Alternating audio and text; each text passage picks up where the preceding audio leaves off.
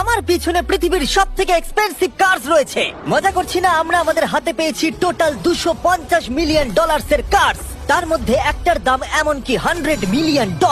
আর আমরা সেগুলোকে ওড়াবো, জলের ওপরে চালাবো, ড্রাইভ করব, আর এমনকি আকাশেও উড়বো। এই সমস্ত গাড়িগুলো কেন তো দামি আপনাদেরকে দেখাবো। শুরু করব আমরা এই $1 গাড়িটাকে দিয়ে। এটা তো পুরো একটা জঞ্জাল। আপনি কেন এটাকে $1 বিক্রি করে দিচ্ছেন? তুমি দেখতেই পাচ্ছ এটা কোনো কাজের নয়।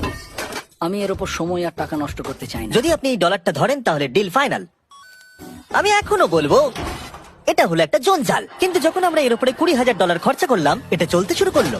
ঠিক আছে, এবার তাহলে ব্যাড বয়কে স্টার্ট করা যাক। ও, আমি তো ভাবিনি এটা স্টার্ট হবে। এই গাড়িটা চলছে কিভাবে? কত ধোঁয়া বেরোচ্ছে, এটা তো পাগলামি।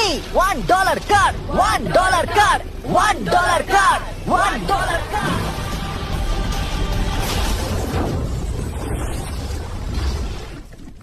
ঠিক আছে, তাহলে এটা হলো $1 কার। ভাগ্যিস আমি ওতে বসেছিলাম না। $100,000 কারটাকে নিয়ে এসো। এটা নিজে নিজেই চলতে পারে। মজা করছি না, এর ভেতরে কিন্তু কেউ নেই, তাও এটা দিব্যি চলছে। দেখা যাক 100 গ্র্যান্ডের গাড়িতে কি আছে। গাড়িটার ভেতরে তো অনেক জায়গা আছে। পৃথিবীতে অল্প কিছু গাড়ি আছে যার ভেতরে আমার বাচ্চারা ধরে যেতে পারে। তোমার আবার বাচ্চা আছে? হ্যাঁ, তোমরা সবাই চলো এটাকে নিয়ে ঘুরে আসি। টেসলা কেনার আসল কারণ হলো এটা নিজে নিজেই চলতে পারে। ঠিক আছে, আমি কিন্তু আর গাড়িটাকে চালাচ্ছি না। ও, এটা লেন চেঞ্জ করছে। এটা চলছে। এটা সত্যি নিজে নিজেই চলছে। Throttle-টা দেখো, আমি দেখো। কিন্তু থ্রটাল দিইনি, আর স্টিয়ারিং আমি হাত দিচ্ছি না। জিমি, তার মানে তুমি বলছো যে তুমি ঘুমোতে ঘুমোতে গাড়ি চালাতে পারো? না, একদম করবে না। ও, okay. চলো দেখ